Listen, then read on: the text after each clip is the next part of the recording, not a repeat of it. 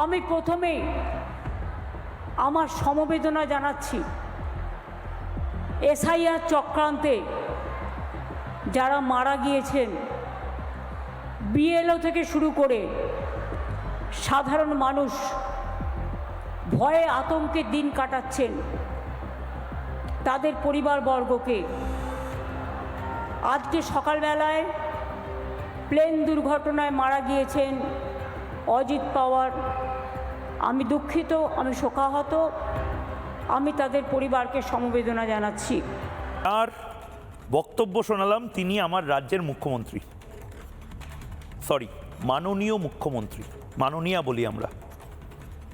তিনি আমাদের সবার অভিভাবক।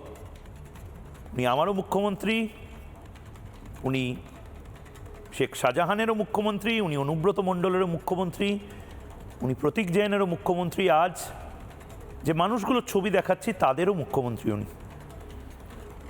কিন্তু ওনার প্রায়োরিটিগুলো আপনারা দেখছেন। আমি চোখে চোখ রেখে আপনাদের প্রত্যেককে একটা প্রশ্ন করছি, এরপরেও মমতা বন্দ্যোপাধ্যায় এই চেয়ার আঁকড়ে বসে থাকবেন? অন্য কোনো রাজ্যে যদি এটা হতো, আমি গ্যারান্টি দিয়ে বলছি আজ অনেকের ঘুম উড়ে যেত। এটা যদি প্যালেস্টাইনে হতো, আজ অনেকে মোমবাতি মিছিল করত। তৃণমূল কংগ্রেসের অনেক সাংসদ হয়তো আজ রাতের ফ্লাইট ধরে দিল্লি, মুম্বাই, দিল্লি সমস্ত জায়গায় চলে যেতেন যদি এদের মধ্যে থেকে একজন শ্রমিকও বাংলার হতো এবং মারা যেত গুজরাটে, ব্যাঙ্গালোরে, চেন্নাইতে, আসামে বা মেঘালয়তে। তার জন্য আমরা শোকাহত, আমরা 2 মিনিটের নীরবতা পালন করব।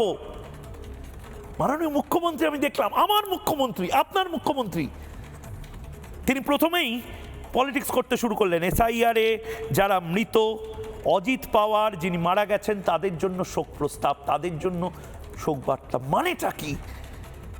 যারা আনন্দপুরে মারা গেছে তারা আমার ভাই বোন না, আমার বাংলার ছেলে নয়? ঝলসে পুড়ে মরে গেছে এই মোমো ফ্যাক্টরিতে। এই মোমো ফ্যাক্টরির মালিক, তাকে নিয়ে একটা কথা বলেছেন? কখন গ্রেপ্তার হবে সে?